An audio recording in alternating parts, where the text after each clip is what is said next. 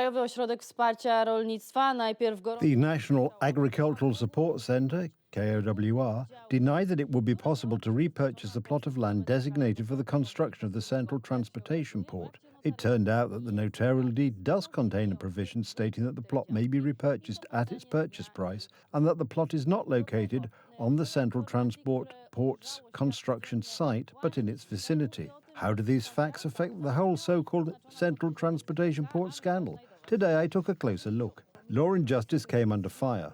Robert Telus and Rafał Romanowski were suspended pending clarification of the matter. This came surprisingly quickly. Just 2 days ago, after the disclosure of questionable circumstances surrounding the purchase of the plot from the KOWR with the consent of the Ministry of Agriculture, the National Centre claimed that there were no provisions in the agreement allowing for the repurchase of the disputed land. In a statement issued 2 days ago, we read, "Since March 2020, KOWR has not had the right to repurchase on the basis of applicable regulations." After the businessman, the current owner of the plot, issued his statement, the National Agricultural Support Centre contradicted its own words. The possibility of repurchase does exist. This is clearly stated in point 2 of the notarial deed. The right of repurchase may be exercised both in relation to the entire property and in relation to its individual parts, regardless of who will be the owner of the property at the time when the provincial governor or district administrator has initiated proceedings to issue a decision on the basis of which the property would be subject to expropriation or would become the property of the state treasury or a local government unit, respectively, by virtue of law. Today, the National Agricultural Support Centre is applying for the purchase of the disputed plot. This meeting did not take place until August this year. The outcome of this meeting was an unequivocal declaration by the owner that he is not interested in voluntarily reselling this plot. Following yesterday's statement by Mr. Wilgomas that the National Agricultural Support Centre may repurchase a plot at any time within 5 years, I understand that this is an expression of intent to conclude such a transaction. The plot may be sold if the zoning plan is changed, for example, for the construction of the Central Transportation Port. The State Treasury will not lose out on this. The plot may be repurchased for the same price. The National Agricultural Support Centre has the most to answer for, as it sold the plot when it should not have, but it has been lying to the public about it until now. Agreement included the right to repurchase the plot. In a recent statement, the National Agricultural Support Centre lied that it did not have this right, and today it says that it will apply for repurchase at the original purchase price. Why this option has not been exercised for nearly 2 years requires explanation. A few months ago, the prosecutor's office received a report of a crime in connection with the sale of the plot in 2023. At that time, the Minister of Agriculture, Robert Telus, gave his consent to the sale. The investigation was only launched on Monday. Investigative activities were still continuing last week, including the interrogation of the president of the Central Transportation Port and the securing of additional documentation. The prosecutor's office is investigating the sale of the plot of land of strategic importance for the construction of the Central Transportation Port. The initial reports were sensational.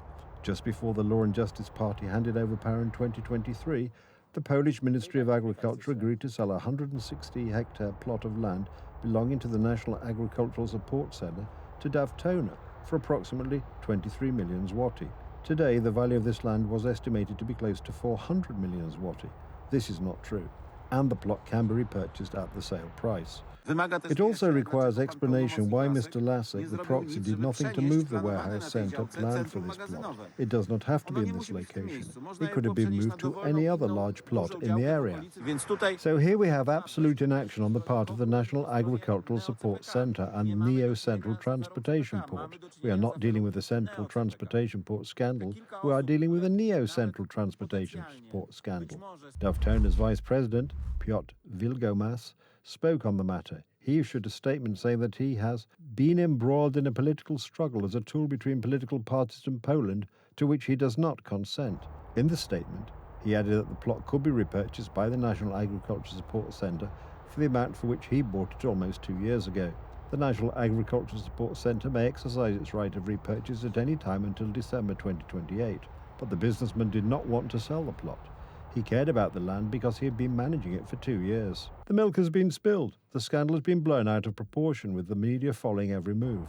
Not only may this plot of land legally be repurchased for the same price, But the Central Transportation Board had no plans to invest in this area at all, and if it wanted to, it could change the development plan. But there are still many more questions surrounding this matter. Why has the National Agricultural Support Centre not denied anything so far and not tried to buy back this plot of land for 22 million? And how relevant to the case is the fact that Rafał Trzaskowski's campaign was to be financed by the family of the businessman who owned the plot of land?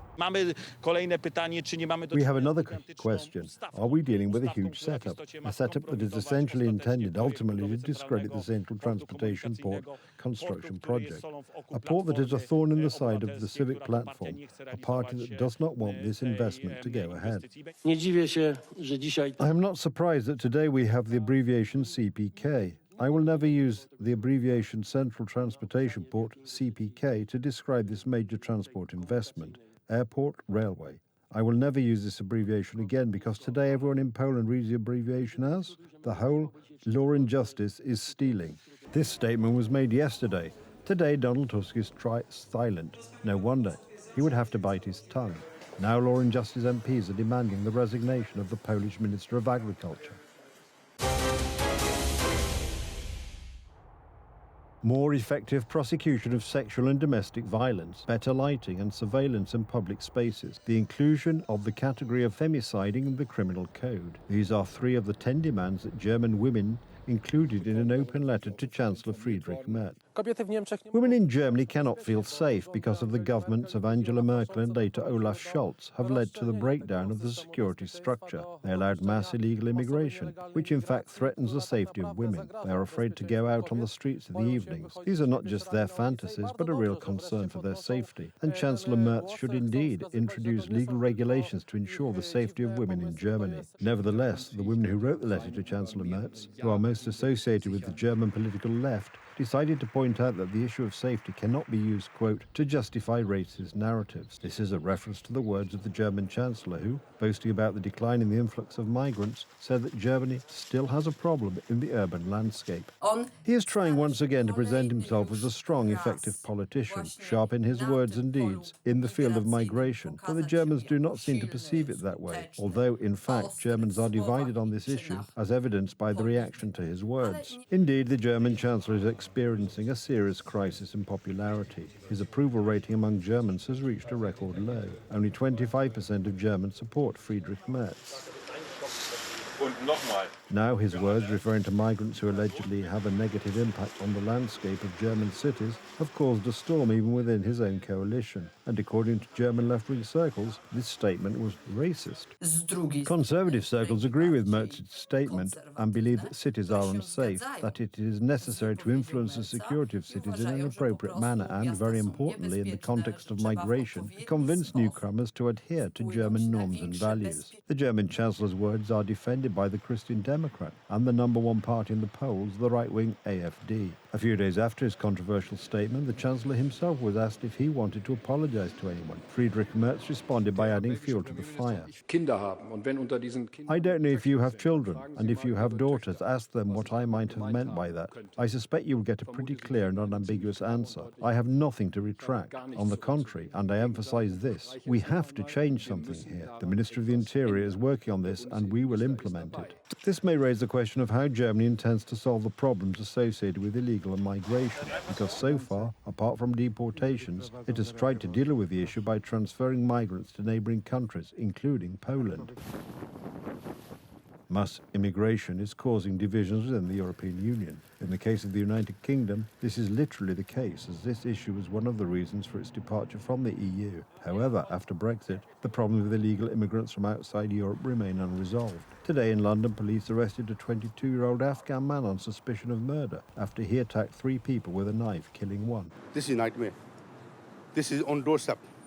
Literally like 200 yards from here, probably 100 yards from here. The incident took place. I live behind these shops for 35 years. Mad. I'm scared myself. I swear to God. The Afghan knife attacker arrived in the UK legally by truck in 2020. 2 years later, he was granted asylum and a residence permit.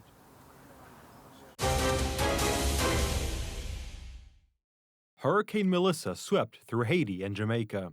At least 10 people were killed. The destruction is severe. The extent of the damage and the number of victims are difficult to estimate at this time. When the storm reached Jamaica, experts classified it as a Category 5 hurricane on the Saffir-Simpson scale, the highest category. Melissa brought with it numerous storm surges, heavy rainfall, and destructive winds. Jamaica has never experienced such a shock. Our infrastructure has been severely damaged. St. Elizabeth is the breadbasket of the country, and it has been terribly affected. The whole of Jamaica has felt the effects of Melissa. Winds reaching nearly 300 kilometers an hour knocked down trees and tore down power lines. Reports so far indicate destroyed hospitals, severe damage to residential and commercial buildings, and damage to road infrastructure. More than 500,000 people are without electricity. And this is my home. I have got a lot of, damage.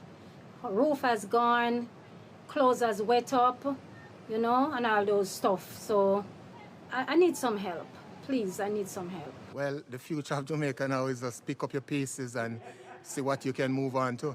Because there's no other thing you can do. Just pick up your pieces. It go terrible.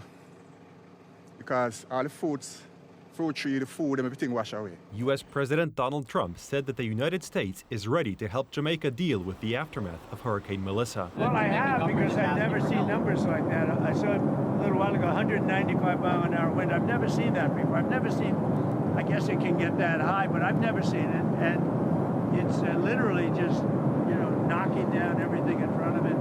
It's a stage 5, I guess. And you don't see stage 5. You don't see 5s very often. You see 4s and 3s, but this is a 5 early on, meaning it gets worse. So it's done a tremendous job. You mean in Jamaica? On Wednesday, Pope Leo XIV expressed his sympathy for the victims of Hurricane Melissa, which struck Cuba after devastating neighboring Jamaica. I assure everyone of my closeness and pray for those who have lost their lives, for those who are fleeing, and for the people who are experiencing hours of anxiety and worry as they await developments. I encourage the civil authorities to take all possible measures and thank the Christian communities and volunteer organizations for their assistance. The hurricane has now moved on to Cuba, which is facing the strongest storm ever to hit the country. More than 730,000 people have been evacuated. The Bahamas are also preparing for the hurricane to hit.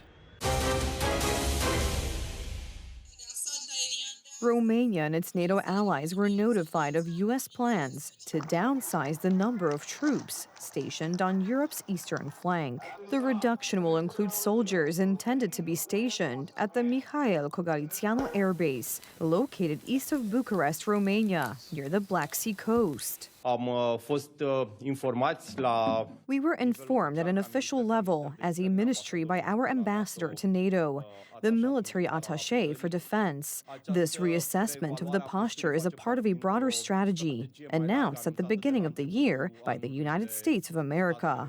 Washington's European allies have been told previously by the administration of U.S. President Donald Trump that they will need to take more responsibility for their own security as the United States focuses more on its own borders and the Indo-Pacific region. The ministry said the decision was expected given changes in Washington's priorities and that roughly 1,000 U.S. troops will continue to be stationed in Romania. There was no immediate comment from NATO, despite worries on NATO's eastern flank about the potential scaling back of the United States' presence in the region at a time when Russia continues to wage war in Ukraine. Trump said in September that Washington could increase its troop presence in Poland.